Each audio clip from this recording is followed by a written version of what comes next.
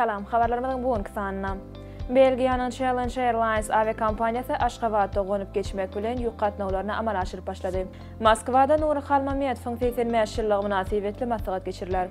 Türkmen mektep okuwçylary Türksoy bäýteşiginiň bayramyna münasip boldylar. Bu beýle habarlar.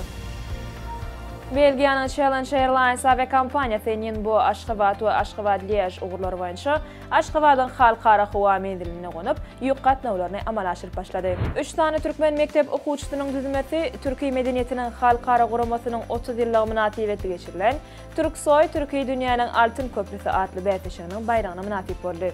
Bäýteşik kädirki zaman dünýäsinde Türkiýe halklaryň medeniýetiniň, däp-desturlarynyň we adatlarynyň umumlygyny aýap saklamak hemde mundan beýlekde ösürmek maksady bilen Azerbaýjanyň, Gazagystanyň, Kyrgyzstanyň, Türkmenistanyň, Türkiýanyň we Özbekistanyň umum bilim berýän orta mekdepleriniň okuwçylarynyň arasynda geçirildi. 30 oktýabrda Moskwada beýik türkmen kompozitori Nuri Halmamyatowyň doglan gününiň 80 ýyllygyna bagyşlanan köp medeniýetli giňişlikden milli kompozitorlyk mekdepleriniň emele gelmek meselesi atly halkara ilmi amaly maslahat geçirildi.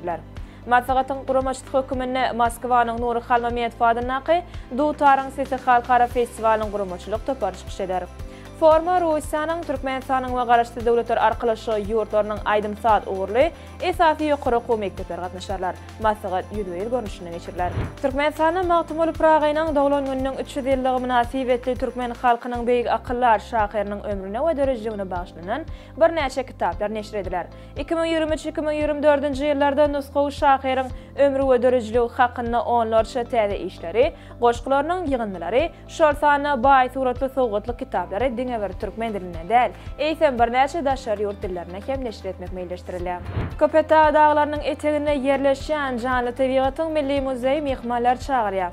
Haýwanat bagynyň çägine 5 tane esasy gözden geçiriş dowlagy bar. Afrikanyň savannasy, guş badary, ýyrtyjylaryň meskeni, toýnaklaryň ýaşaýan ýeri we haýwanat dünýäsi muzeyi. Haýwanlaryň käbir görnüşlerini imitlendirmäge ruhsat berilýär. Munyň üçin haýwanat bagynyň çägine satylýan imit satyn almaly. Haýwanat bagy her gün irden 8-den akşam 8-e çenä açykdyr.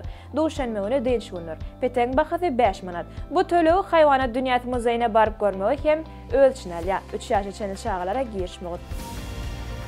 Beyoncé konsertiniň tomaşaçylarynyň metro bilen öýlerine gaýdyp bilmekler üçin Washington metropoliteniýanyň işini 1 sagat uzatmak üçin $100,000 төлedi. Täze iPhone 15-iň tanışdyrylyş tawarasy online görnüşde Apple kompaniýasynyň saytyny we Apple Park platformasyna geçirilýär. Tanışdyrylyşyň rejissor tarapyndan işlenen ýazgysy görkezleri we oňa ähli video hyzmatlaryny online tomaşa etmek mümkin bolar. Tanışdırış 12 sentyabrda geçirilir. Täze smartphonyň 4 nusgasy hödürlenir. iPhone 15, iPhone 15 Plus, iPhone 15 Pro we iPhone 15 Pro Max. Şeýlekem täze Apple Watch Series 9 akylly sagady we Watch Ultra'nyň ikinji nesli tanışdyrlar. Altyn asr bilen ahaliň arasyndaky derbi duşugy Tişenbe güni Aşgabatyň Büzmeýin etrawynyň sport toplumy stadionuna geçirildi. Duşuk futbol boýunça Türkmenistan çempionatynyň 11-nji tapgyrynyň çäklerine geçirildi we Türkmen Nevit önümleri baş müdirliginiň toplarynyň peýdatyna 2-1 hatawyna tamamlandy. Duşuň soňky minutlaryna Altyn asryň baş tälimçisi Ýadgyl Hojageliýew ikinji sary doýdurşarly we meýdançydan çykaryldy. AFK klubu 2023-24-iň merkezi dowlagyny Türkmenistanyň Merw topary bilen Kyrgyzstanyň Alay toparynyň arasyndaky desap toparyň geçiriljek ýerke ýetenildi. Toparlar Tişenbe güni 15 awgustda Maradaky 10.000 orunlyk sport toplumy stadionuna duşarlar. Garaşdy döwletler arkalaşy ýurtlarynyň ikinji oýunlarynyň nowatdaky bäsişik gününiň netijeleri boýunça türkmen turgunlary 2 medal gadanlar. Agyr atletikaçy Atajan Daýew 109 kg çenli agram derejesinde kümüş medal gadandy. Erkin görüşçi Ziya Muhammed Saparow bolsa 125 kg çenli agram derejesinde bürünç medal münasip boldy. Bugünkü habarlarymyz hem şerden ibaret. Ertir ýaş habarlar bilen görüşýänçek. Ýatdan çykarmaň. Türkmen portal siziň iň ygtybarly habar çeşmeňidir. Sag bolun.